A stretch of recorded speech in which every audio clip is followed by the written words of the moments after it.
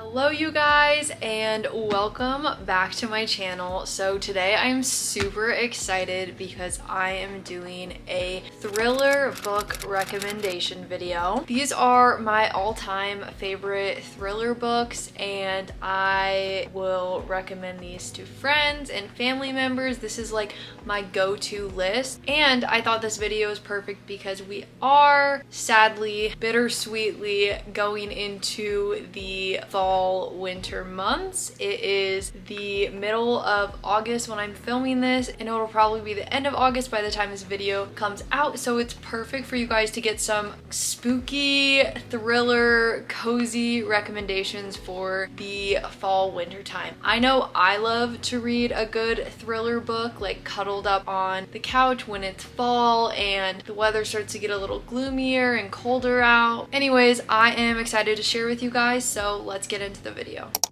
Okay, so this first book is The Only One Left by Riley Sager, and he is one of my favorite authors. This book's main character is Kit. She is a caregiver, and the person she is caregiving for is Lenora Hope. This book is set in 1983, and Lenora Hope was basically accused of murdering her family members, and Kit has this caregiving job to go and take care of Lenora inside of her old mansion that she still lives in. So something I really enjoyed about this book was Lenora can only communicate in notes, so you only get little snippets of uncovering who Lenora is, and Kit is slowly piecing these puzzle pieces together of notes because that's the only way that she can talk to Lenora. This book is set in an old mansion, and it gives that like spooky, scary, haunted house, eerie feeling that I just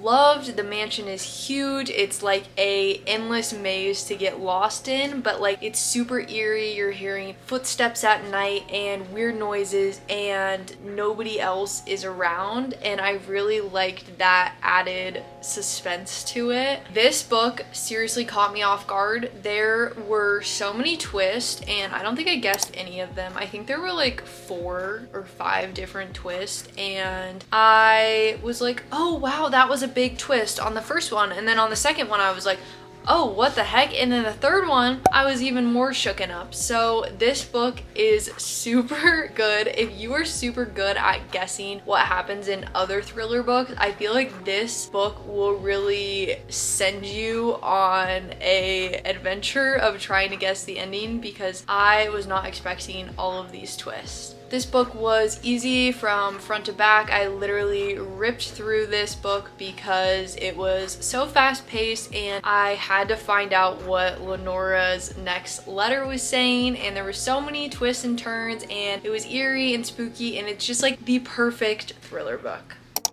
Okay, so the next book is also by Riley Sager. It's The House Across the Lake, and this book is about Casey Fletcher. She is a recently widowed actress, and she retreats to her family's lake house. She basically becomes obsessed with watching her neighbors, Tom and Catherine Royce, and some weird things start happening when Catherine disappears, and Casey has this like hyper obsession of watching them from her window at night, and she thinks she's seeing things that are happening between Tom and Catherine, and she thinks that Tom is a part of the reason that Catherine is missing. Casey also has a underlying, I don't know if I would call it underlying, but an underlying drinking problem, or like she had a drinking problem. No, she definitely still has a drinking problem.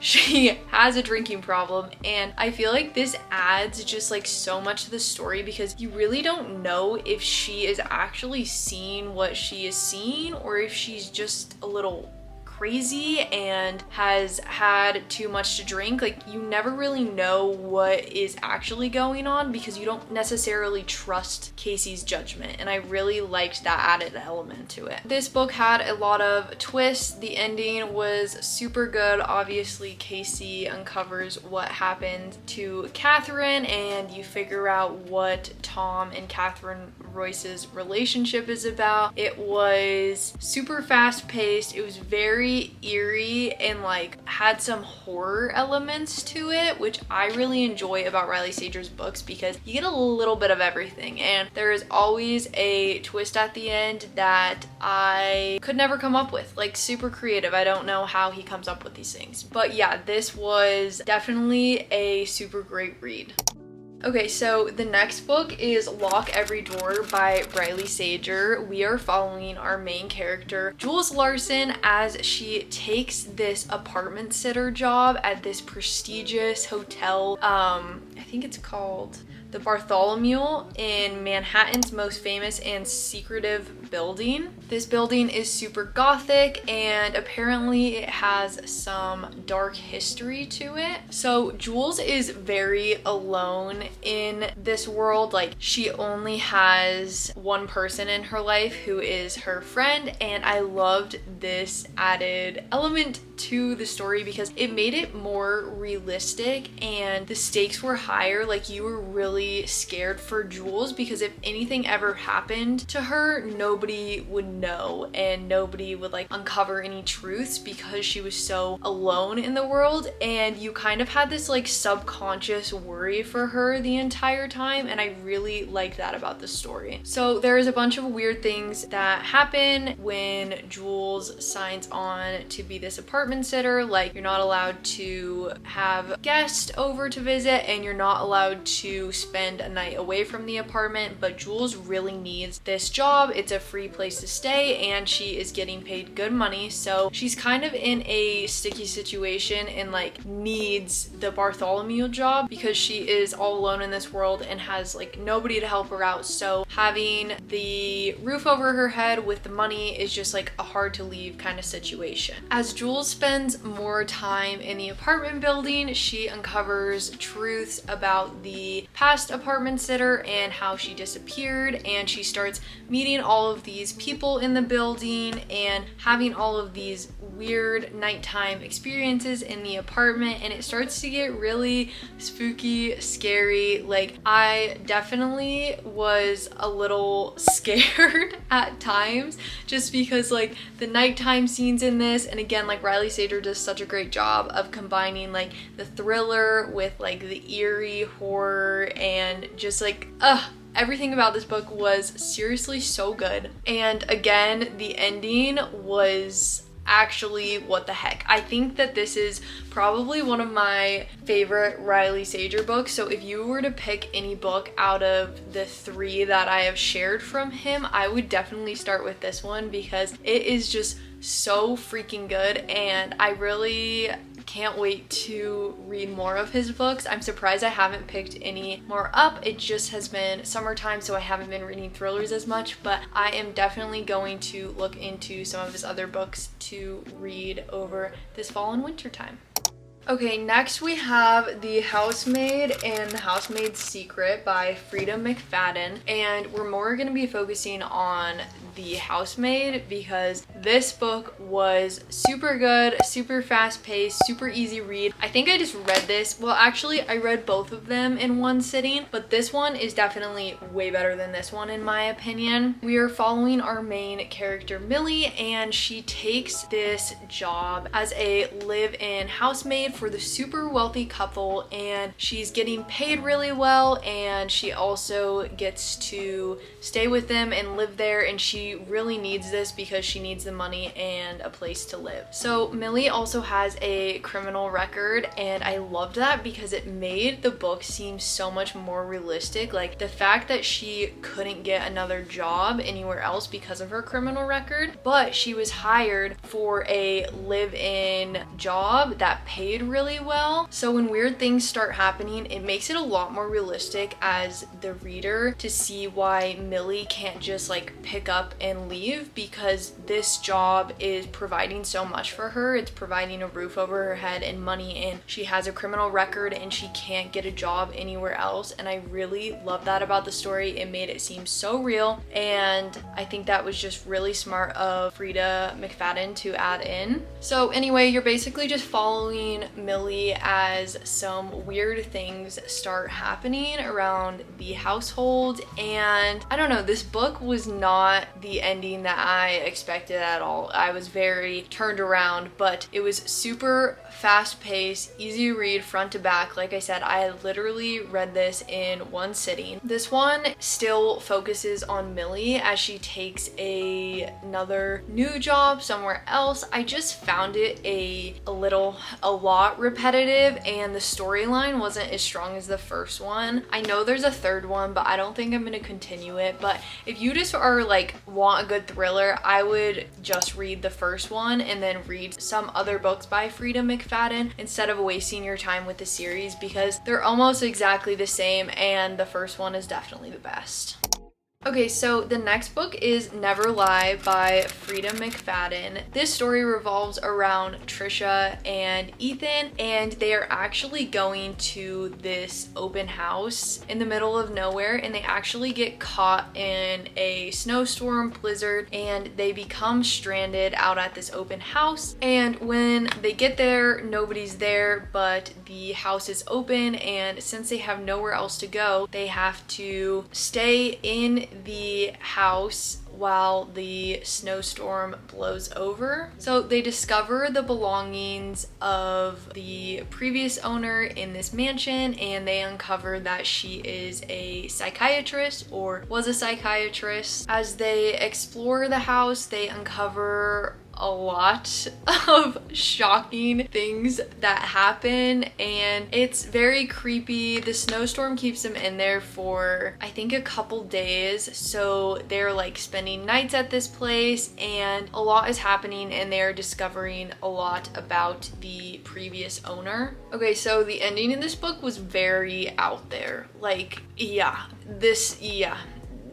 I don't have any words for the ending of this one, because I actually was like, oh my gosh, there was just so many things happening towards the end, and so many things I would have never expected. But I think like the book's claustrophobic setting and psychological tension really kept the suspense at an all-time high the entire time. It was definitely a page turner from start to finish. I would say the only thing I didn't really like about this one was it was just like a tad bit unrealistic for them to be going to this open house, and then the house was open, and then they had to end up staying there, and the snowstorm took so long to blow over. Like, there was just a lot of like unrealistic added elements that I didn't like about this one compared to her other book, The Housemaid. So I do think that that would be my only con about this book, but other than that, it was so good.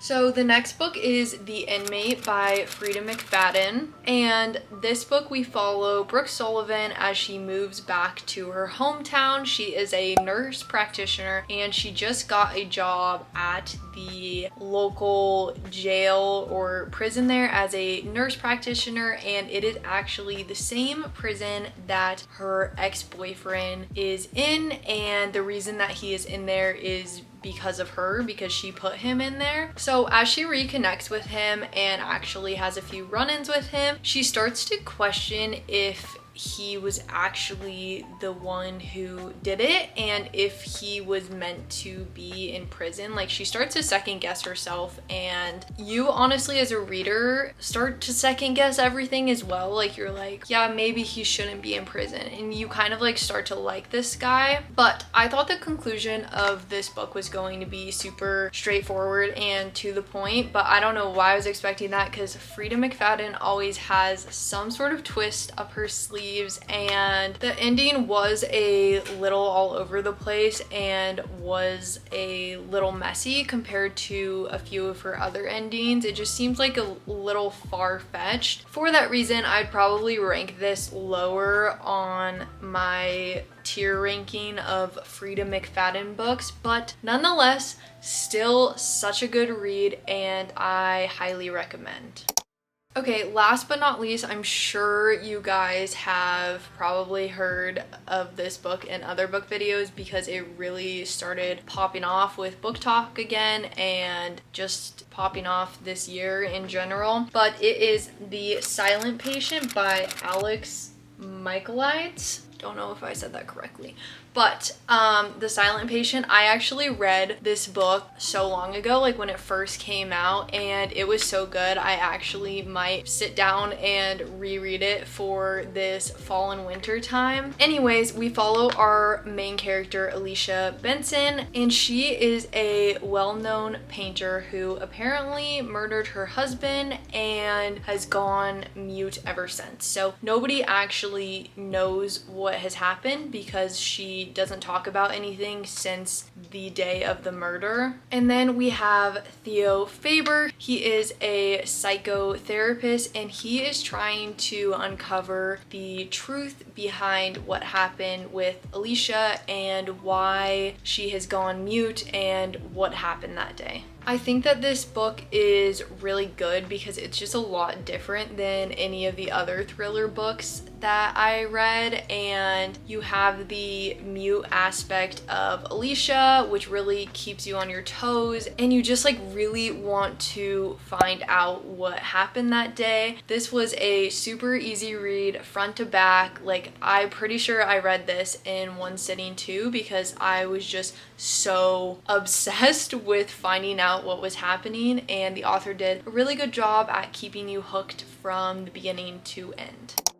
Okay, so those are my 7 thriller recommendations for you guys. I hope that you guys can take at least one of these recommendations because these are some of my all-time favorite thriller books that I've read, and they are super easy reads. They come with a lot of twists, they have horror elements, they're eerie, and they're just super fast-paced and will definitely get you out of a slump if you need to get out of a reading slump. I am constantly in awe by thriller authors and their creativity to come up with such crazy twists and storylines, and I really can't wait to jump in and read some new thriller books this fall. Anyway, don't forget to like this video and subscribe to my channel. I appreciate your guys' support, and make sure to comment down below if you like the book recommendation videos because I love making them and I would love to make more of them. So comment down below what you guys want to see more of, and I will see you guys in my next video.